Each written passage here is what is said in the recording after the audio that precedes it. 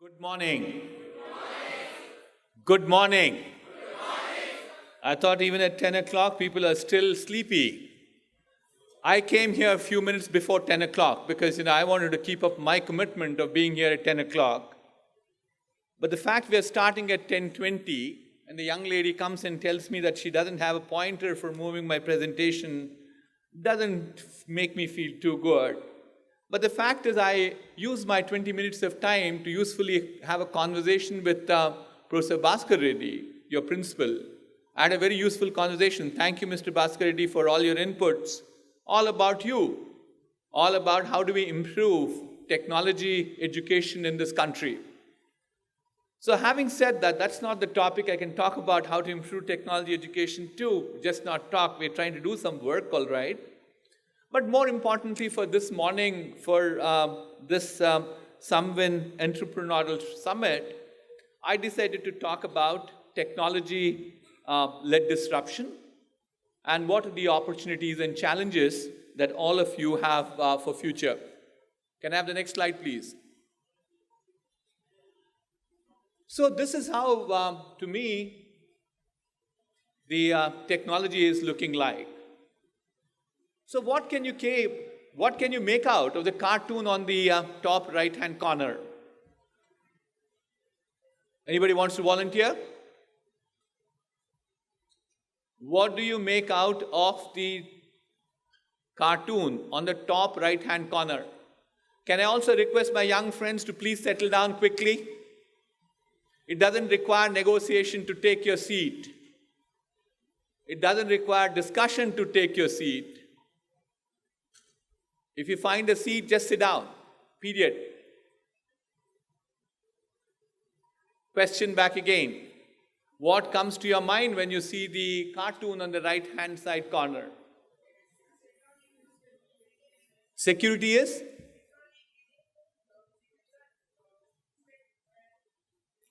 Technology is becoming more and more intense. The size of the TV has gone down. That's one thing that you can see very clearly.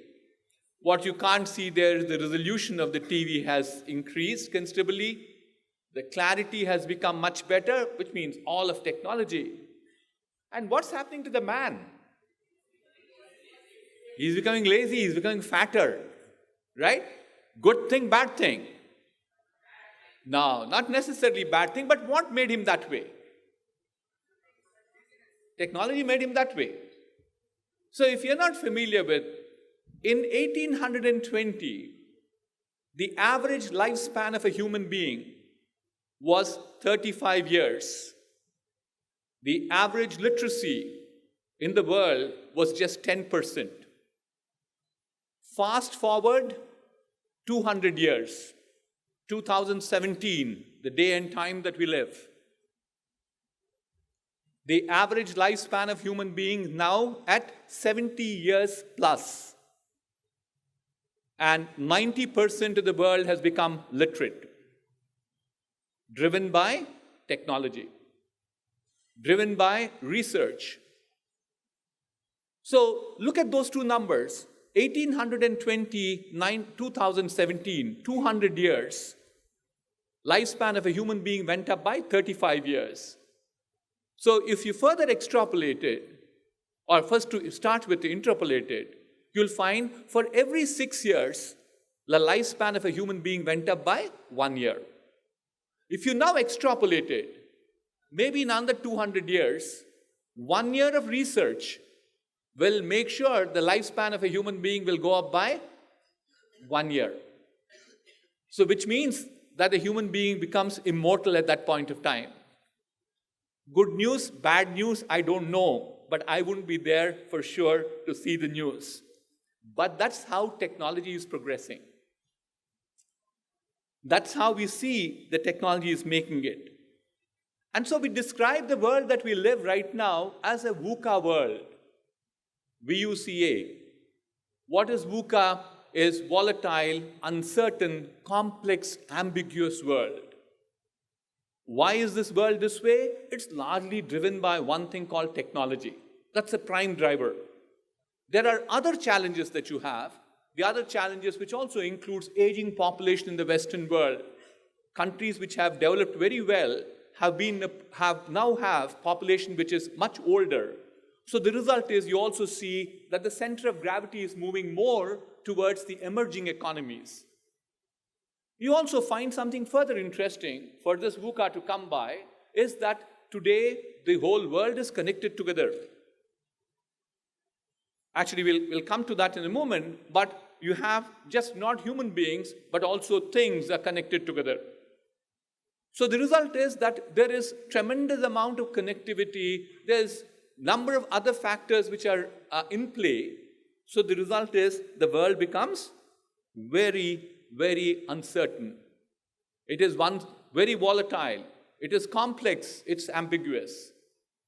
But technology, if you look at it, which is creating this, is on an exponential drive. What used to take 10 years just takes a year. You look at those statistics of how Facebook, how Twitter pulled their customers. What TV took 25 years, Twitter did it in 12 months. What's the reason? Power of technology, power of connectivity, the ability to people to use it. So the result is that what we are in at this point of time, the type of technological changes that are happening with technologies like SMAC, we call it, which is social, mobility, analytics, and cloud. Added to that, there are technologies like virtual reality, augmented reality, artificial intelligence, machine learning, deep learning, 3D printing. You can name them. All these are just not technologies which are new. They've been there for a while, but now get into an exponential move. So therefore, what you're experiencing now is no ordinary disruption. But then is it something just happening now or in the past? Can you change the slide, please? Can you change the slide, please? Thank you. So this is not of a recent origin. It started off in the 18th century, 1700s. And that was the first industrial revolution when man started inventing things like crowbar, wheel, steam, then became steam engine, and steam became a very general purpose technology which spanned horizontally. So the mankind then decided to move on further. The second industrial revolution came in with mass production, all driven by one gentleman called Henry Ford. Henry Ford said, you know, look, all these cars are being made at home. Each part, everybody used to make it as if it's a customized car. He said, no, I'll mass produce them. It was a famous, what was called as the T assembly line of Henry Ford.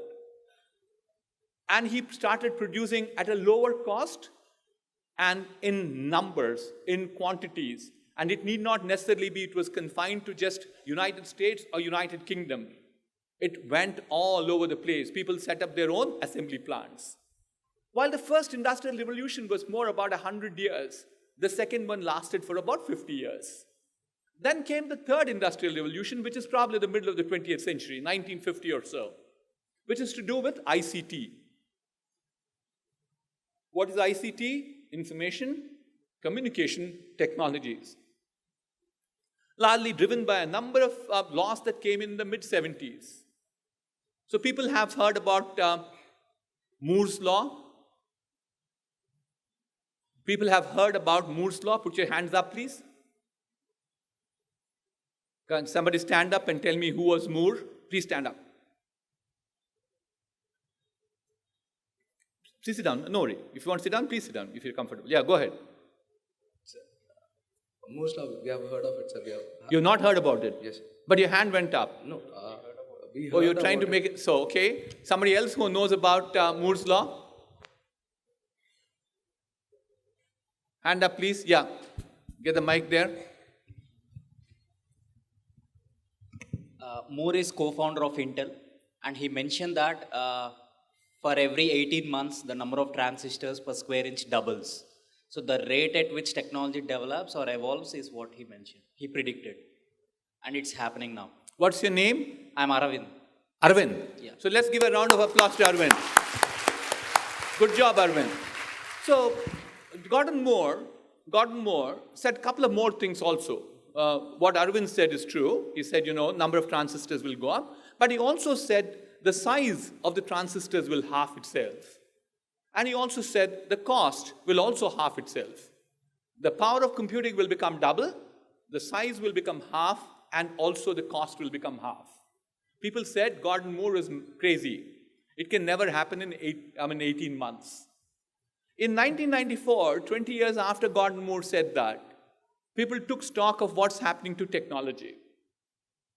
And some people said, yes, Gordon Moore was wrong. What was the wrong prediction Gordon Moore said was by 1994, it wasn't taking 18 months any longer. It was taking less than 18 months for the transistors to double its capacity and capability and reduce its cost. That is what I keep saying is the power of technology. There's also a law called, Arvind, do you know Metcalfe's law? Metcalfe. You don't know Metcalfe's law. Metcalfe's law talks all about power of networking. Power of networking is if two people are talking to each other, the power of that network is 2 to the power of 2. So if you're now talking about, you look at exponentially, if n people are in a network, the power of that network is n to the power of n. So the result is you saw a tremendous amount of progress that happened because of ICT technology. I belong to that generation. I belong to a generation where technology was advancing fairly well. I was a student in 1974. You can calculate now and say 40 plus years back or getting close to 50 years now. And I used to have the ability to work in the best computer center in the country at that point of time. It was at IIT Kanpur. But what was the size of the computer center? It used to be larger than this room. They used to have 3 computers there. One was an IBM 7044, the other one was an IBM 1401, the third one was an IBM 1620. But more interestingly, in front of the computer center, there's a huge water fountain that used to be there. And what was the water fountain doing at that point of time is used to have very nice water flowing, dancing up and down. And I keep joking, saying that dumb people like me used to say, my God, this is a marvel of an architectural technology. Because somebody had this huge, wonderful fountain, and then there was a computer center behind it. But the truth was that water fountain actually cooled the computer center. And so what was the power of that computer? It was less than what you have in your hand or what you have in your purse. So therefore, look at the progress that we have seen in the last 40 years. That's all because of the ICT. And what we have seen further is that this power of the ICT technology has changed the way in which I behave, the way in which I transact, the way in which I socialize. I have a Twitter account, I have a Facebook account, I have LinkedIn account. I don't need to physically meet people. I don't need to have face-to-face meetings with many people. You have video conferencing facilities by which I can see there is, I don't get the right name, but there's an equipment from Cisco which we all use. It makes you feel as if all of you are sitting around the same conference table. So technology has made tremendous amount of advances. But more interestingly, you are very blessed people because you are born at a time when technology is its best, which people are even not having courage to call it as the fourth industrial revolution. Why? Because every day there's a revolution. Every day there's a new technology that is coming in. So people are not comfortable in saying whether this is the 4th or the 5th or the 6th. What is this 4th industrial revolution is all about is what we see is now the physical systems and the cyber systems are meeting with each other. As I mentioned earlier, what if you and I talked on a phone, it's basically physically we're in contact with each other, except that there was a communication in between. But if you now go and give instructions to a machine, that's the physical cyber system which is getting contacted with each other. We'll get to a few examples, but what we have seen is that's the one which is unleashing enormous amount of power. The way in which things are done are far different. And these technologies, what we have seen further, in the past were very limited applications. It was information systems was what computers were doing. But today I can give you examples of technology at this point of time which can change lives of people in agriculture, healthcare, education, retail, you name them. Any of them, it's quite possible. So the result is that what we are in at this point of time is on the fourth industrial revolution, which is all about meeting of cyber physical systems. And this is what the cyber physical system we're talking about has become, the whole world has become digital. Even your TVs are not any longer analog. They're all TVs. Can I have the next slide, please? So look at the picture on the extreme right-hand side, how technology has improved itself. From you had a whack, a candle whack, then you moved on to having a bulb. Bulb became a fluorescent bulb, and finally there's become a smart bulb on the extreme right. As recent as in the last 2 weeks, London City announced that they replaced all the 12,000 street lights in London with these smart lights. So what's the capability of the smart light? It has lots of sensors inside it, so it's just not giving you light. It monitors pollution, it monitors the traffic, it monitors the weather, it monitors 12 other parameters. So look at what has happened with technology. A same bulb of the same size today has the ability to monitor many more things than what we thought about. And Moore's law was applicable here. Way back in 1970s, a resistor or a capacitor was costing about $17 to $18 a piece. What is it costing today? For $17, you can get 1 million sensors, which are basically transistors, capacitors in different forms and shapes. How is therefore, what is this which is making this exponential change is number one is the cheap technology. Technology has become cost has become dirt cheap. 3 things we keep talking about. One is computing power. Any amount of computing power, I can put it on a system. I have an application going on which is called precision agriculture. What does it do? We are flying a UAV on a field of 10 acres. It takes pictures of what's happening to the leaf, sends images back into a computer, and on real time, the computer is in a position to interpret whether that particular leaf has a pest or not. And then, if it detects, then it goes back because it compares itself with millions of other leaf pictures that we have with us. And then it decides, saying that, yes, there is a pest here, then it decides what is the pesticide that you need to use. And yet another UAV is flying behind it with the right type of pesticide loaded on it just to spray on that area.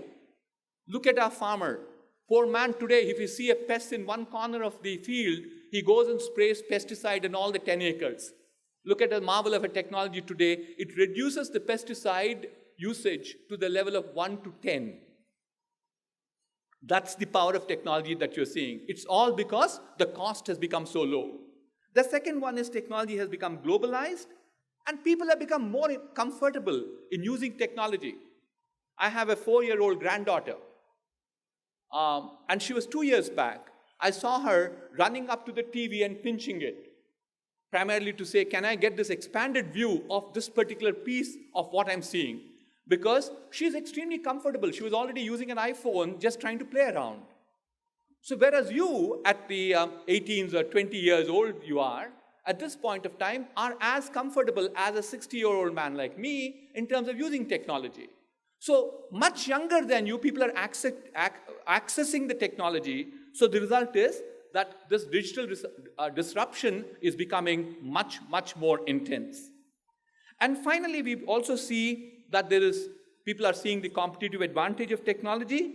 And finally, what we see as why is this technology progressing so rapidly is because there's a multiplier effect between them. How many of you use Uber? Wow. How many of you use Ola? Oh, equally good. Very good. I'm very impressed that you use technology. But you look at do you also use Paytm thereafter? Yes. So a Paytm, which is a financial technology, it's a fintech application, whereas if you look at Uber or Ola, it's actually a computer platform application. Both of them are riding on each other. Without Paytm, Uber would not have been as successful as it is. And without Uber, Paytm would not have been as successful what it is. So we see technologies are working in tandem with each other, and as a result of that, you see a multiplier effect. Here is yet another thing that we are seeing as a change with technology. Young man, can you change the slide for me? This is yet another amazing story I have. What is this car at the bottom right-hand corner of my slide? Tesla. Very good. So I'll give you a round of applause to all of you guys. People recognize that it was a Tesla frame. So what is so unique about this car? So if you think about a car, what's the first thing that comes to your mind? What does a car have? Engine, right? Can we see an engine in this car? You don't, right? How many of you are mechanical engineers? Wow, very good. So can somebody explain to me what is called a rack and pinion arrangement? Hands up. What is meant by a rack and pinion arrangement? Sir, a rack is a vertical plate with grooves on it, and a pinion is a gear. When the pinion moves, the rack will move up and down vertically, and one will rotate. It will convert the rotatory motion into vertical motion. What's your name? Maruti. Maruti. Good. Thank you. Thank you very much. Good, Maruti. Maruti was almost there. In very simple words, I'm sure I do it often, so if I can say it more simply, is that if you look at a steering wheel, you turn it this way. What is it called? Rotary movement, right? So you look at the car wheels, how do they move? They move this way. That's a lateral movement that you have. So there's something which is moving from rotatory movement into a lateral movement. Third question. What is a differential? Mechanical engineers. What is it? No, Maruti will give somebody else a chance. Anybody else? Otherwise, we'll give the mic to Maruti. No? Anybody else knows what's a differential? Okay, go ahead, Maruti, please. Sir, when we don't use differential, when the car turns normally, what happens is the inner radius will get slipped, and the tires will get wear. So we use a differential. The differential, what it will do is it will distribute the speed. When the car turns, one side will have more speed and the other side will have lesser speed, with which we can avoid the slip and we can avoid the wear on tires. Very good, Maruti. Okay, so what happens is, Maruti said, so well, if a car has to turn, I assume for a minute that the car has to go through a circle. So will the inner wheels take the same amount, will the inner wheels travel the same amount of distance as the outer wheels? Yes, no? I thought somebody said yes. No, right? They don't travel the same amount of distance. The inner wheels will travel lower amount of distance compared to the outer wheels. So obviously what happens is, the inner wheels have to rotate at a slower speed compared to the outer wheels. Because these wheels cannot come first, other wheels cannot come later. They're all part of one car. They have to be all together. Right? So look at these three things we talked about. An engine, a rack and pinion, and a differential. So some of you who don't know about differential, next time, safely, when a truck is parked on the sideways of, on the shoulder of a road, stop your car, see underneath the truck, you'll see a huge, massive mechanical structure. That's the differential. Right? It's a very involved, intricate gearbox that runs the whole system to see how it can adjust itself between the inner wall. Because you can be turning right, then the inner wheels have to be slower speed. You turn left, the inner wheels become the outer wheels. So therefore, it has to adjust all that. It's a very complicated, good mechanical engineering marvel. But where is that in this car? It's not there. So what did Elon Musk do is basically he was a great innovator. So he made sure that he challenged these issues of why do we require an engine which is so polluting all around the world? Why do we require to have a rack and pinion arrangement which is moving parts? And then differential, which has got, I think, about something like 30 gears which are there in that particular box. So the end result is, he said, I can design a car without all of these and with technologies which are in existence. What did he do? He said, we'll use electric power, but then send batteries, they're ugly. They're considered to be unsafe. They're dangerous. So where are the batteries in the car? They're on the floor plate now. There are not only batteries, they also have a coolant associated with it. They cool the batteries right there. And some of you must have heard about this word called fly-by-wire. Actually, in the Airbus 320s, way back 40 years back, this particular technology came in. Before the fly-by-wire was there, at that point of time, people what used to do? There used to be somebody called flight engineer. He used to crank a device by which, it's called a hydraulic device, by which actually the flaps of an aircraft wing used to move up or down. People said, you don't need them, you put a couple of small motors, and then you press some buttons, the motors will take care of this stuff. That was called fly-by-wire. It was basically through through communication, you were moving the flaps. So did Mr. Elon Musk do with his car. He said, we don't need the rack and pinion. I will have 4 motors and 4 wheels and make sure that they run according to the speed I define and also according to the angle in which it should be moving. You see lots of knobs around. And an Elon Musk Tesla Motor Company's car, you don't have any more of those knobs. What do you have is just a screen, a 17-inch screen. It does everything for you. Start the car, stop the car, increase the speed, decrease the speed. It has music, everything built into it. So you look at this, I'm not a salesman for Tesla. Please don't mistake me on that. Nor I'm an investor in Tesla. But I'm trying to tell you a flavor of how technology has moved. And look at it further. This is one area where there are a number of technologies which are intersecting with each other. The frame is mechanical engineering. The motors are electrical engineering. The controls are electronics engineering. There is an enormous amount of computing software. Elon Musk himself calls this not a car. He says it's a computer on the wheels. So therefore, what you require in terms of this technology world is you need to be interdisciplinary.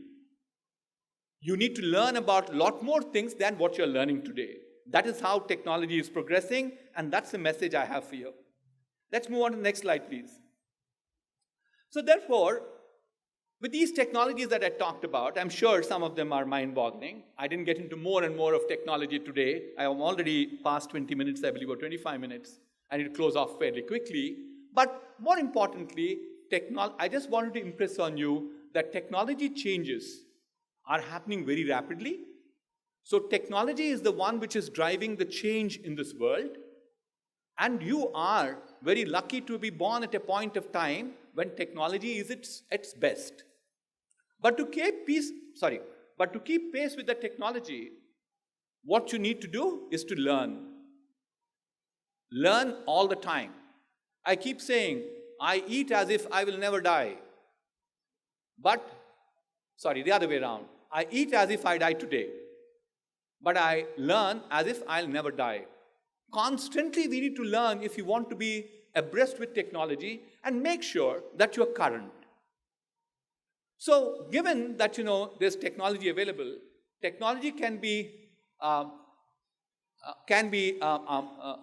mastered by learning. Does it become a challenge? It's not a challenge. It is an opportunity. So as an opportunity, what do you do is, can you convert this technology to build something on yourself? Something by yourself, something with teams. And that is all about entrepreneurship. So to me, there are 6 questions for a disciplined entrepreneur. The first one is, what number of people come and say, I want to become an entrepreneur? And I ask this question, what do you want to do? Why do you want to become an entrepreneur? No, sir, I want to create jobs. Great stuff. But you still are not going to become an entrepreneur unless you identify a problem to solve. What is the problem that is there?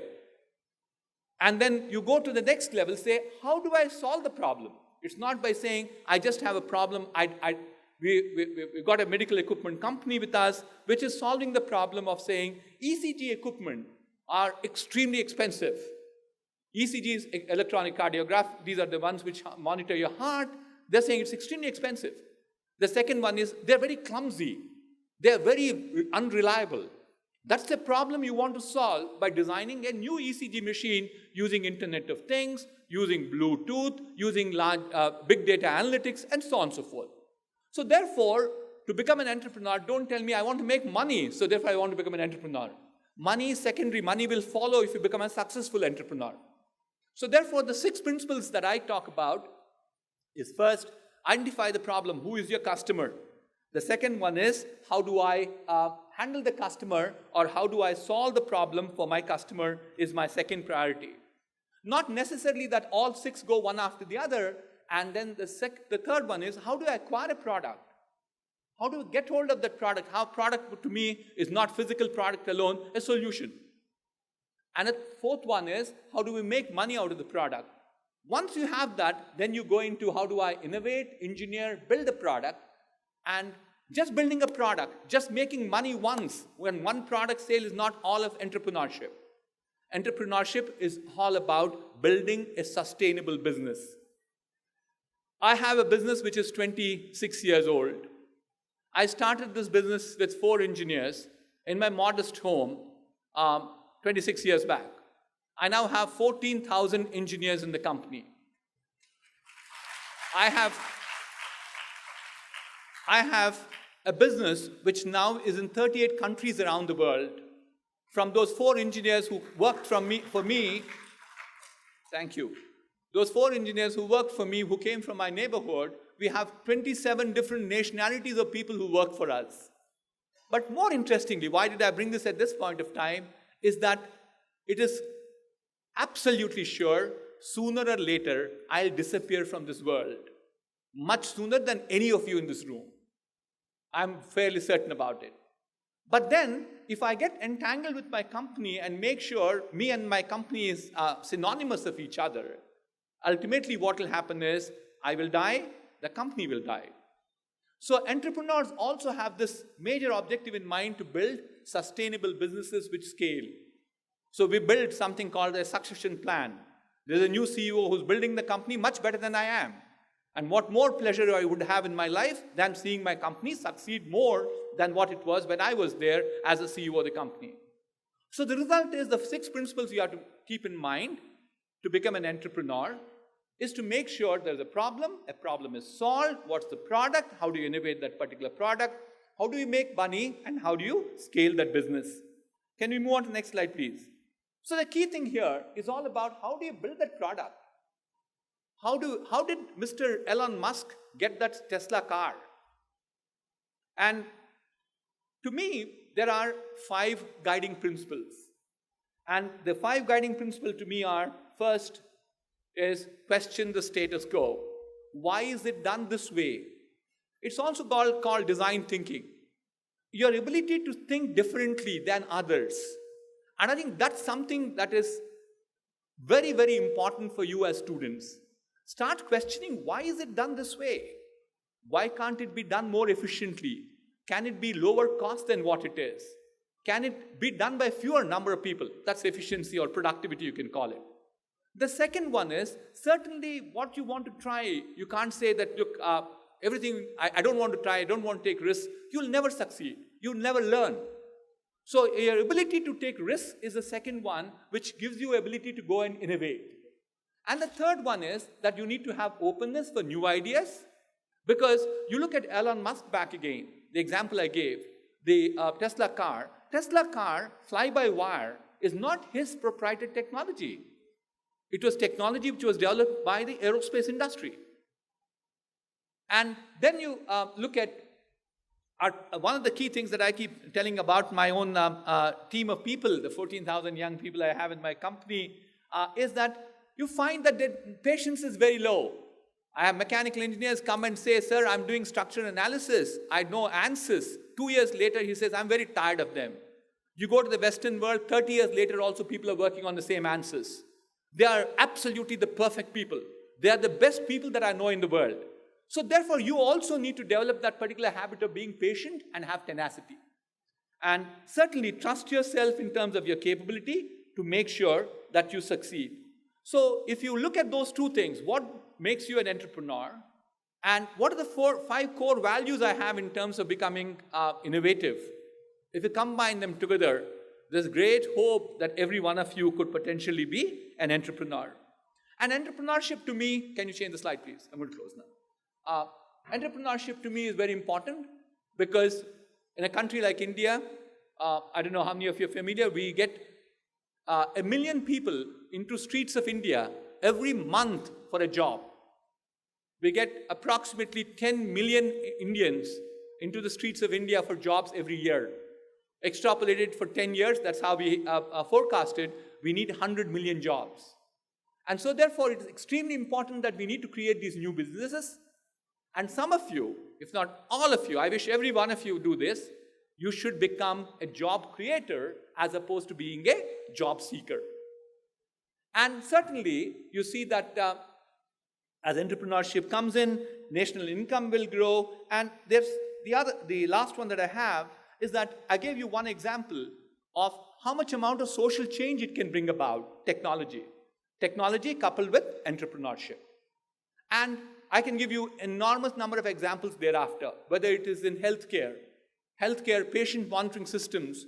I got a company where we have invested right now, neonatal care. The premature babies, the mortality is the highest in the world in India because we don't monitor them well. There's an innovative solution somebody has come up with in monitoring them. And it's a very low-cost solution. So the result is that you can bring about a social change, whether it's agriculture. I talked to you also about learning because I said you should learn all the time. The luxury of your life today, which did not happen with people like me, you can learn anytime, anywhere. I wanted to read a book when I was a student at IIT Kanpur. I used to go to the library, and the librarian, I searched all around, did not find the book, and the librarian used to say, I go back to her, and she used to tell me, no, it's gone. So what's gone? So somebody took it out of the library. So what do I do then? You put your name in the waiting list. And how long is the waiting list? There were 2 people ahead of me. So after I have an intent of learning something, it will still take me about 6 weeks before I get the book to start learning. What's the luxury you have in your life? You can learn now. I can assure you, I have a 1-hour ride back to my office. I'm not going to waste even a minute of that. Maybe there are a few phone calls which are already pending on my phone. I'll clear them out. After that, I'll read something very interesting. I'm doing some work on technology education. I have to make a presentation tomorrow. I'm sure I want to learn a little more about equal system of education in France. That's one which is on priority to me today. So you have that luxury of life of learning anytime, anywhere. I'm not saying please don't watch movies. Don't play video games. Don't get to bluefin for sure. But you should definitely use the technology which is there in your hands at this point of time to learn. My last slide, I guess. Just move on, please. So therefore, if you look at the next slide. Yes. There are 3 things that I'm talking about. I spent time on technology bringing a social equalizer. The other thing very clear about in terms of entrepreneurship in India is that we also need to look at frugal innovation. In the Western world, people look for features, whereas here we need to look at cost. And then certainly, there's more need for complex innovation. We talked about it's not just one technology in which you have to be there. There's intersection of technologies. So please make sure you learn about several different technologies while you do one specialization at this point of time. Finally, let me conclude. Let's move on to the next slide, please.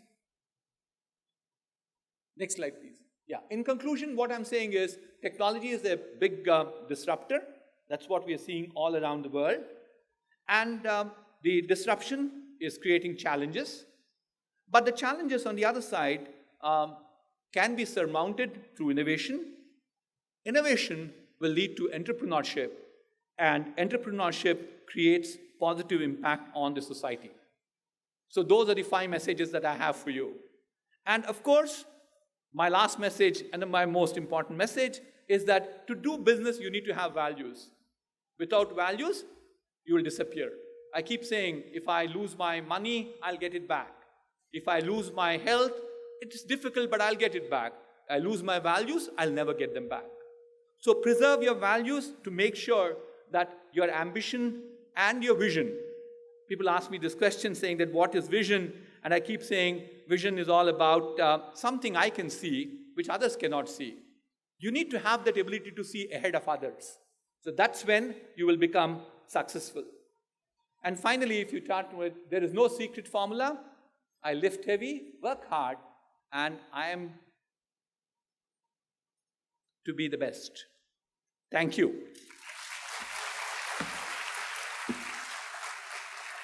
Do you have questions from the audience? Sure.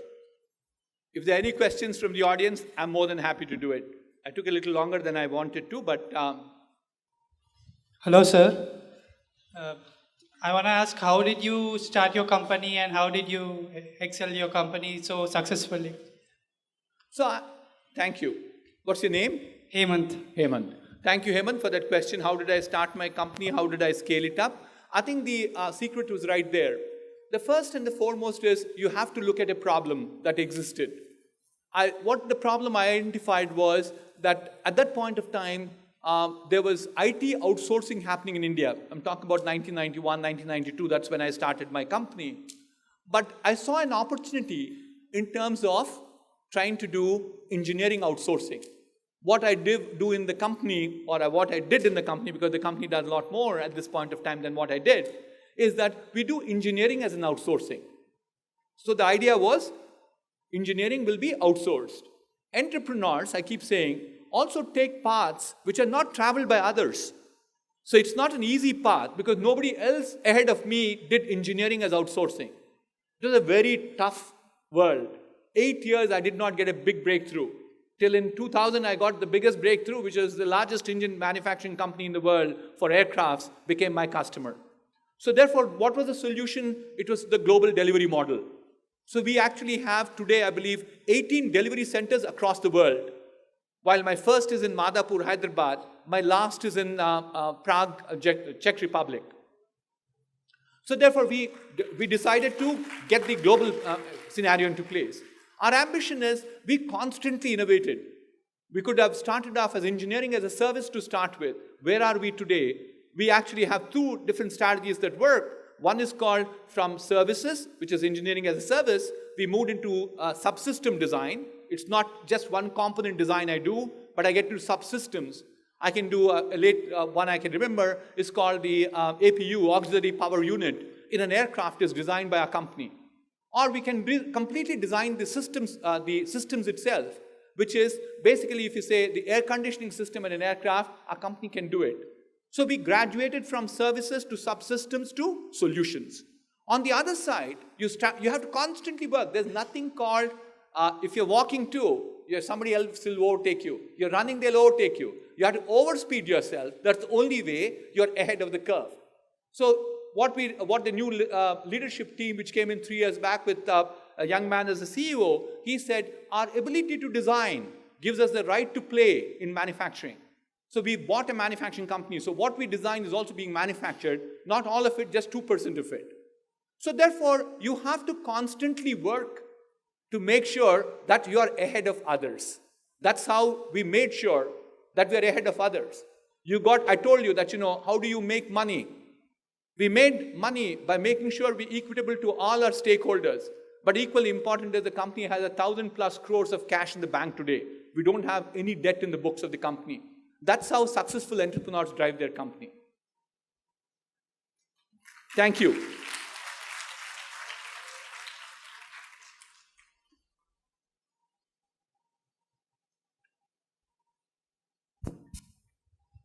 So first of all, I want to thank you for giving me this opportunity to ask a question.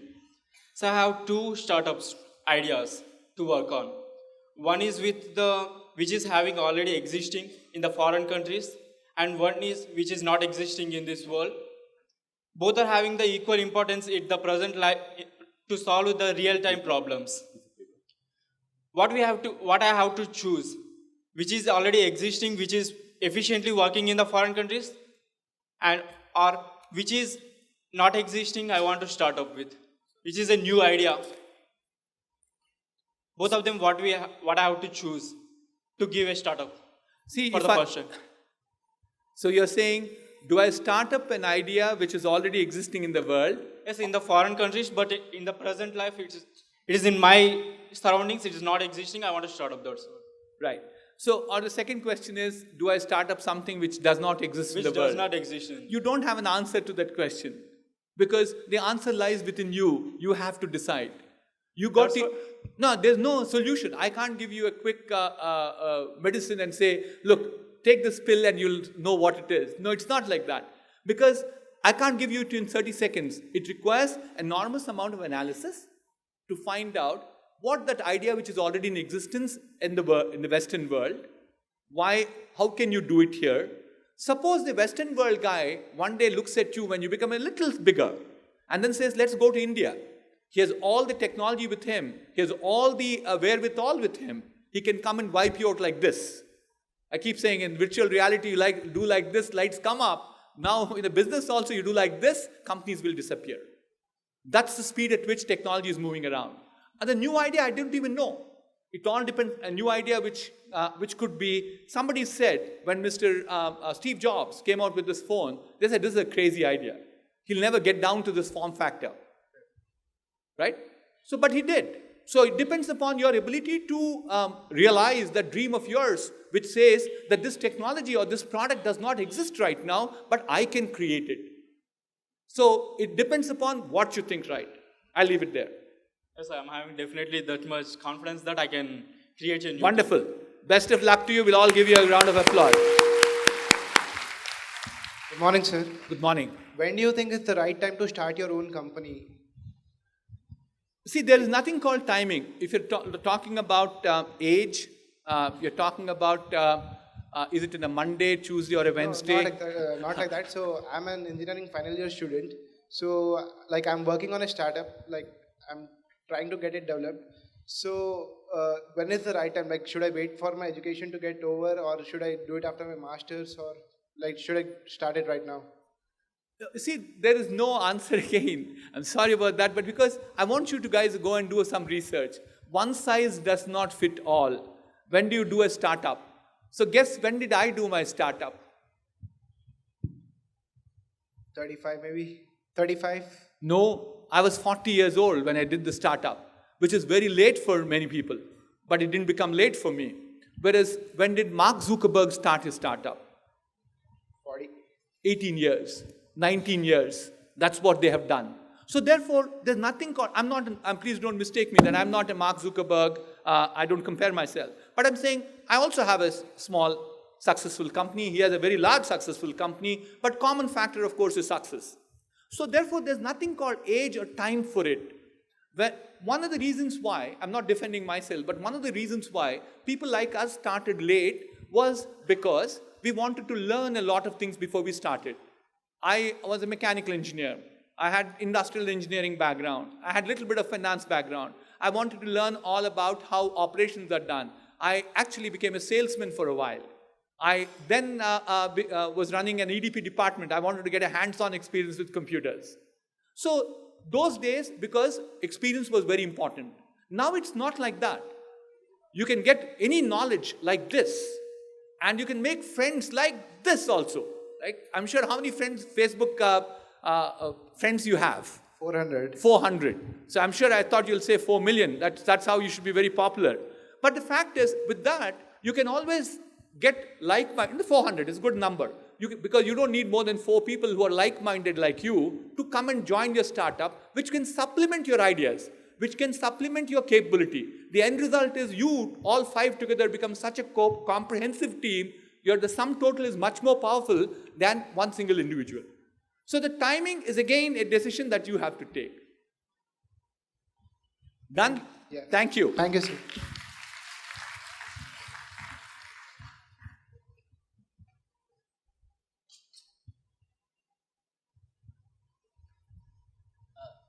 Okay. Good morning, sir. Good morning. So I have 2 questions.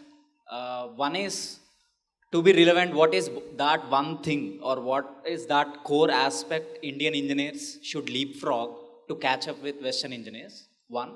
And second thing, there are a lot of technological disruption happening. So what is that field you want Indian engineers to focus on so that we'll lead in future in the field of that specific technological paradigm? I am very sorry. You guys think that I have lots of expertise. I don't honestly. So I apologize. I may not be answering. I think there's a third question now. I can't have a full answer to your question. Please sit down. Please sit down. Because the question was one thing that we need to focus on is what you said. One technology, if you say what we, one thing we need to focus on is, to me, let me answer this question at least partially. You need to be best in anything that you do. That's my bottom line. I learned mechanical engineering. I learned it to the best.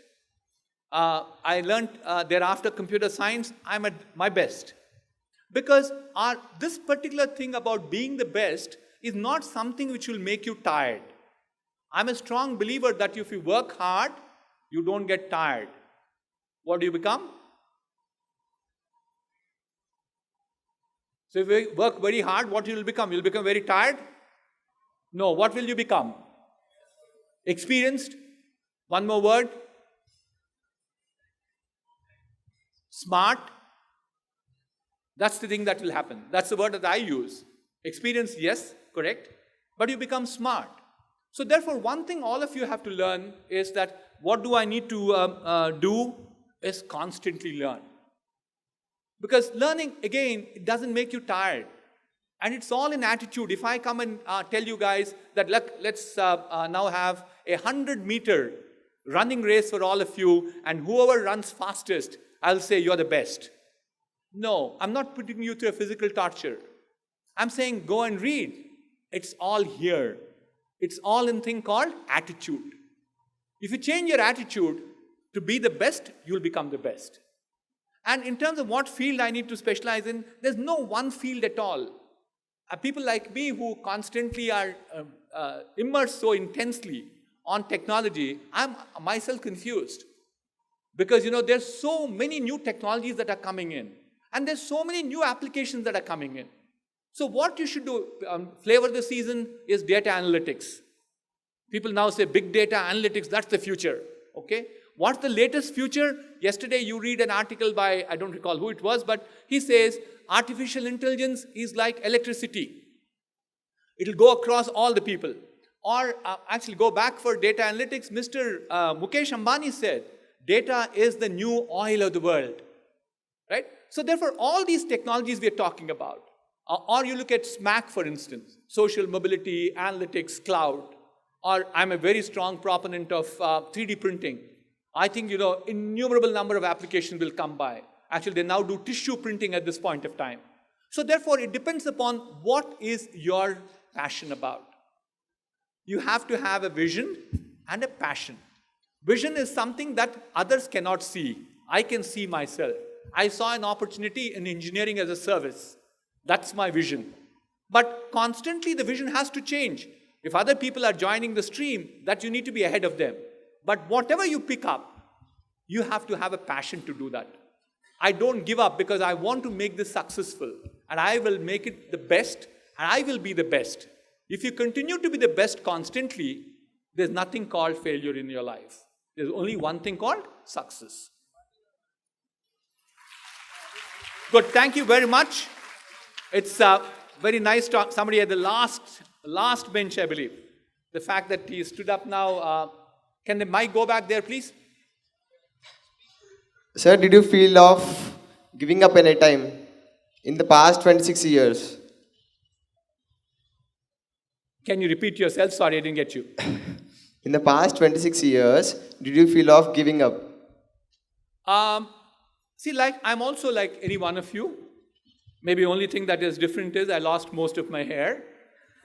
So which is a reflection how old I am. So all of us as human beings have ups and downs in life. There is ecstasy. There's also the low down that comes by. And I keep telling myself, I'm so glad. Thank you very much for asking this question. Whenever I go down, I keep saying, if I give up at this point of time, what will I be known for? People want to guess? Loser. People will say, this guy lost. So that depression or that lowness that I have in myself can't last for more than a day to me. I will come back. If I go back, sleep well, make sure with vengeance I come back to fight the world next morning to say, no, the low cannot be taking me down. As a loser, I will be a winner. I constantly keep saying, one person who doesn't like about the saying of mine is, what will I be known for when I disappear from this world? What will people write on my tombstone? I like to be seen written that, I did something, I did contribute something for mankind.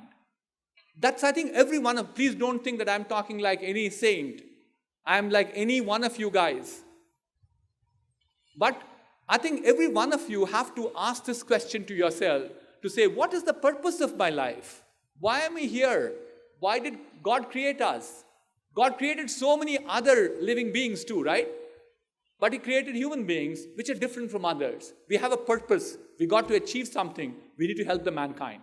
So that is when you start getting that attitude in your mind, then you're different from others. There's nothing called low left. Low is very temporary phenomena. It goes back to the high again. Did I answer your question? Yes, sir. Thank you.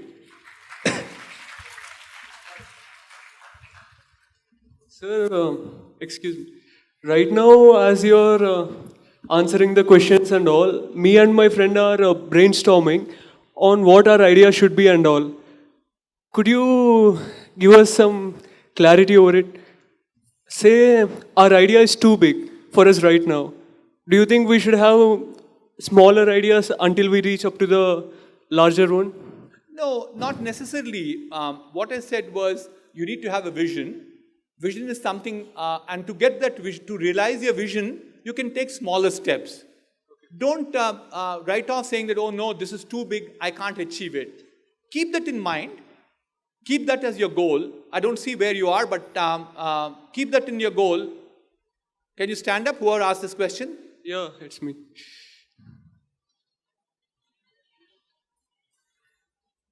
I'm still confused. That's okay.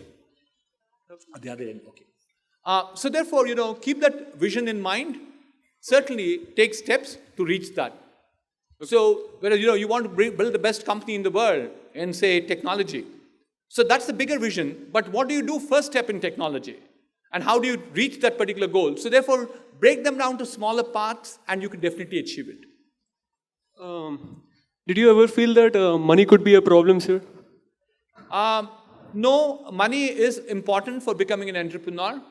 One of the strategies I always keep talking to people, again, a good question, is that you raise money when you don't need it. I can assure you, nobody gives you money if you say, I need money today. I'm badly in need my money, my company is going down the tube, please give me some money. People say, no. Boss, you're anyway going down the tube, why do I need to help you? So as a strategy, what I did was I always raised money much before I needed. I think that's one thing that therefore I tell people. So because as an entrepreneur, you should never have money as a challenge to you. To me, that is very low on my priority. What should be your priority in life? My product has to be developed and make sure I capture the market and money has to come guzzling back into my kitties. But if I say, no, I need to go back to the investor, I got to go and spend time with him, I convince him, that guy asks you n number of questions, he talks about valuation, percentages, etc., doesn't work out. So my always advice to youngsters is raise more money than you need, but nobody will give you money very easily, especially me. I have about 15 companies in my portfolio right now, and all of them, amount of diligence that goes on them, whether it is financial, whether it's legal, whether it's a business diligence, is enormous. So everybody will be like me. But therefore, you have to have a strong story, raise the money, then start making sure that the story you told people is realizable and realized. Thank you, sir.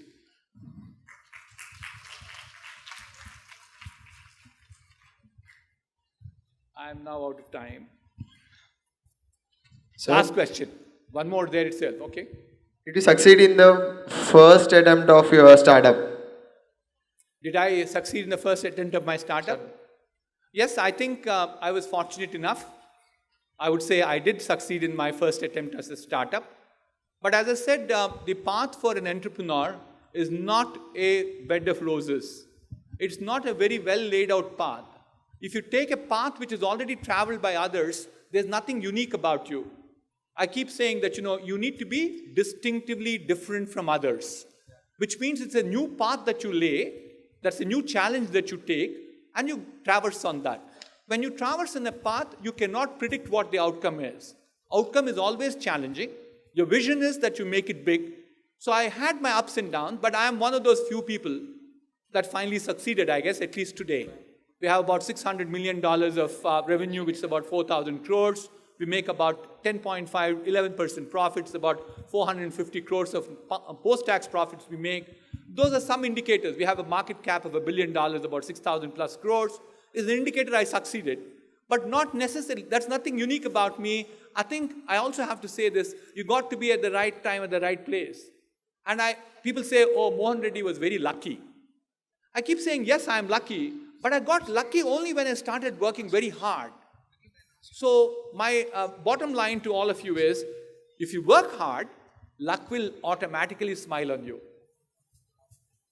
Good. Thank you, guys.